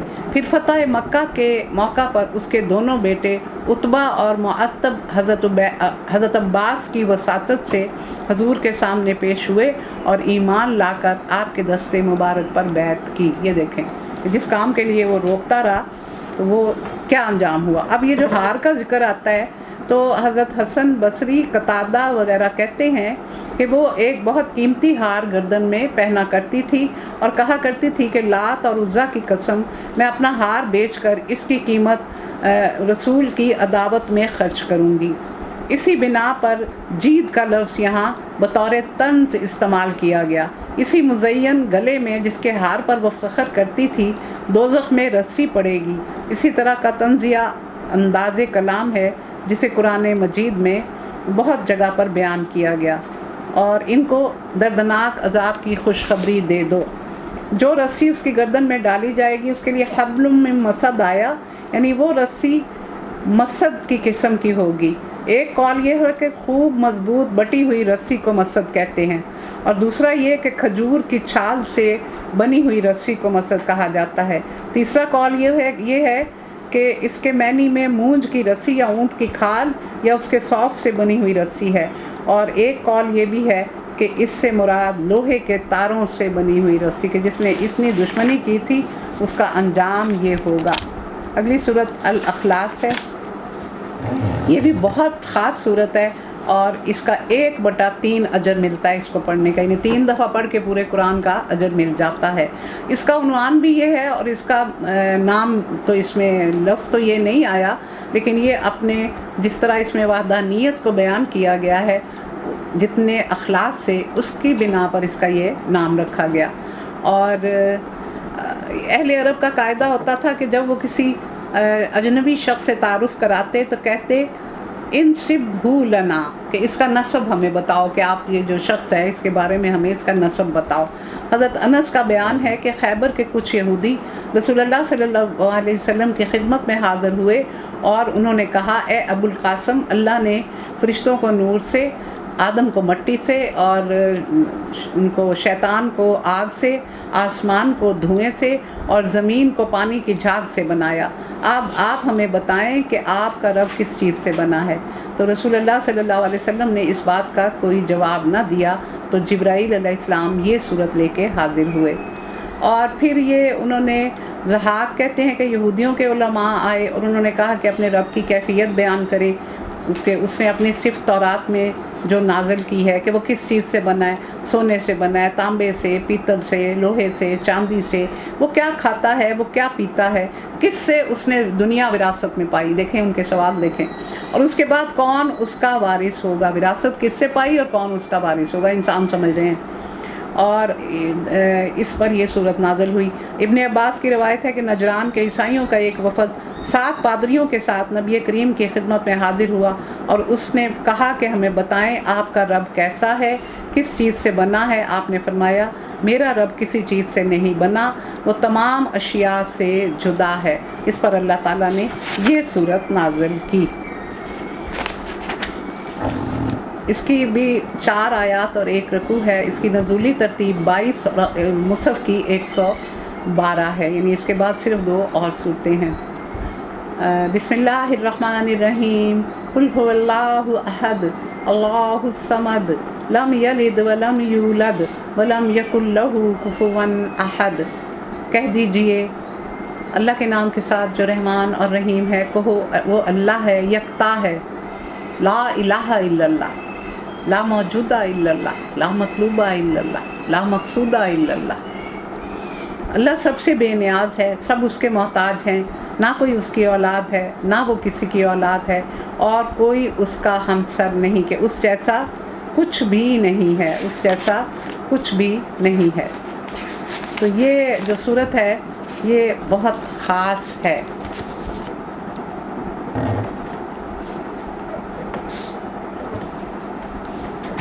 اور اس کے بارے میں بہت سی روایات ہمیں ملتی ہیں کہ جیسے ہم لوگ بھی بچپن میں جب ہمیں نماز سکھائی گئی تھی تو ہمیں یہی کہا گیا تھا کہ یہ سورت پڑھی جائے، تو پھر کچھ عرصہ گزرنے کے بعد اس میں اور بھی زیادہ صورتیں ہم نے شامل کی، لیکن شروع میں صرف اسی سے بچپن میں ہم صرف اسی سے نماز ادا کرتے رہے، تو یہ اس کی اہمیت کے پیش نظر تھا کہ سب سے پہلے نماز میں یہی صورت سکھائی جاتی تھی۔ تو اس میں صمد کا لفظ آیا ہے، تو صمد بلند مقام जो बड़ी ज़खामत रखता हो, वो आदमी जिसे जंग में भूख और प्यास ना लगती हो, वो सरदार जिसकी तरफ हाजात में रजू किया जाता हो। तो इसमें आपकी खसूसियात यानी अल्लाह ताला की खसूसियात को बयान किया गया है। और इसके लिए ये कहा जाता है कि एक सहाबी थे जो नमाज़ पढ़ाते थे, तो हर सूरत के साथ इसको मिला लेते थे, यानी नमाज में ये सूरत अखलास को ज़रूर पढ़ा करते थे। तो लोगों ने रसूलुल्लाह सल्लल्लाहु अलैहि वसल्लम के सामने जाके शिकायत की कि इस तरह ये हर सूरत में इस सूरत अखलास को मिलाते हैं। तो आपने उन्हें बुलाया तो उन्होंने कहा कि मुझे इस सूरत से बड़ी मोहब्बत है, मुझे इस सूरत से बहुत ज़्यादा मोहब्बत है। तो फिर उनको कहा गया, हुज़ूर ने ये बात सुनी तो फरमाया अख़बिरहु इन्नल्लाह ताला युहिब्बुहु, उनको ख़बर दे दो कि अल्लाह ताला उन्हें महबूब रखता है, कि अल्लाह ताला को उनकी ये अदा बहुत पसंद है। और इसी से मिलता जुलता एक वाक़या बुखारी में है कि अंसार में से एक साहब मस्जिद कुबा में नमाज़ पढ़ाते थे, तो उनका भी ये तरीक़ा था कि हर रकत में कुल हु अल्लाह पढ़ते और फिर कोई सूरत तिलावत करते। लोगों ने एतराज़ किया और उनसे कहा कि ये आप क्या करते हैं, कुल हु अल्लाह पढ़ने के बाद उसे काफ़ी ना समझ कर कोई और सूरत भी मिला लेते हैं, ये तरीक़ा ठीक नहीं है, या तो सिर्फ़ उसको पढ़ें या कोई और सूरत पढ़ें। उन्होंने कहा मैं इसे नहीं छोड़ सकता, तुम चाहो तो मैं नमाज पढ़ाना छोड़ दूं, इमामत छोड़ दूं, लेकिन लोग उनकी जगह किसी और को इमाम बनाना भी पसंद नहीं करते थे। आखिरकार इनका मामला हुजूर के सामने पेश किया गया। आपने उनसे पूछा तुम्हारे साथी जो कुछ चाहते हैं उसे कबूल करने में तुम्हें क्या अमर माने है, तुम्हें हर रकत में ये सूरत पढ़ने पर किस चीज़ ने आमादा किया। उनसे जब बुला के पूछा गया तो उन्होंने अर्ज़ किया कि मुझे इससे बहुत मोहब्बत है। तो रसूलुल्लाह सल्लल्लाहु अलैहि वसल्लम ने फरमाया कि इस सूरत से तुम्हारी मोहब्बत तुम्हें जन्नत में दाखिल कर देगी। तो आज हमने ये पढ़ लिया, हमारी 2 सूरतें जो हैं वो इंशाल्लाह हम कल उनको करने के बाद फिर दुआ पढ़ेंगे। और अल्लाह का एहसान है कि उसने आपको और मुझे तौफीक दी कि हमने इस काम को तकमील तक पहुंचाया। उसका बड़ा एहसान है, उस रब का बहुत बड़ा एहसान है हम पर। हमारी ये औकात ना थी और ये के बीच में काफ़ी मुश्किलात भी आती रहीं, कोरोना की वजह से भी वैसे भी, लेकिन अल्लाह ताला ने हर मुश्किल को दूर किया और हमें इसे तकमील तक पहुंचाने की तौफीक अता की। इस पर आप और मैं हम जितना भी शुक्र अदा करें वो कम है, हम उसका शुक्र अदा नहीं कर सकते। हमारी वो ज़ुबान ही नहीं जो इस बड़े काम की तकमील पर उसका शुक्र अदा कर सके, हमारी ये हैसियत ही नहीं है। ये उसका एहसान है कि वो हमें इन कामों के लिए चुनता है। ये उसका हम पर बहुत बड़ा एहसान और ख़ास रहमत है कि वो हमारे जैसे छोटे छोटे लोगों से ये काम ले लेता है, वरना हम नहीं समझते कि ऐसी कोई भी बात है कि हम इतना बड़ा बीरा उठाएं और उसे तकमील तक पहुंचा सकें। ये ख़ास उसका करम, उसका फ़ज़ल, उसकी रहमत है जिसके लिए हम शुक्र अदा करने के काबिल भी नहीं हैं। हमारा रब हम सब पर अपनी रहमतें नाज़िल फरमाए और हमें इस पर अमल करने की तौफीक दे। मैंने मकदूर भर कोशिश की कि मैं आपको सही पैगाम पहुंचा सकूं, सही बात पहुंचा सकूं। जो अच्छाई आपको लगी वो मेरे अल्लाह की तरफ से है और जो कमी आपको लगी वो मेरी वजह से है। और अल्लाह मुझे माफ़ कर दे और अल्लाह ताला मेरी ख़ताओं को माफ़ कर दे और हम सब का बैठना और सुनना कबूल करे, और हम सब का बैठना और सुनना रब कबूल कर ले और हमारे लिए अपनी रहमतों के ख़जाने लुटा दे, हमारे ऊपर अपनी रहमतों के ख़जाने खोल दे। हम बड़े ख़ताकार हैं या अल्लाह, हम बड़े ख़ताकार हैं, हम इस काबिल नहीं हैं। जो रहमतें तू हम पर नाज़िल करता है, जो बरकतें तू हम पर नाज़िल करता है, हम बिल्कुल इस काबिल नहीं हैं।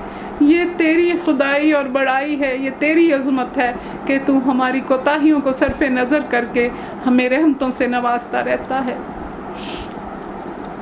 सुब्हानक अल्लाहुम्मा व बिहम्दिका नशहदु अल्ला इलाहा इल्ला अंता नस्तगफिरुका व नतूबु इलैक। आमीन इलाही आमीन। रब्बना तक़ब्बल मिन्ना इन्नका अंतस समीउल अलीम व तुब अलैना इन्नका अंतत तव्वाबुर रहीम। आमीन इलाही आमीन।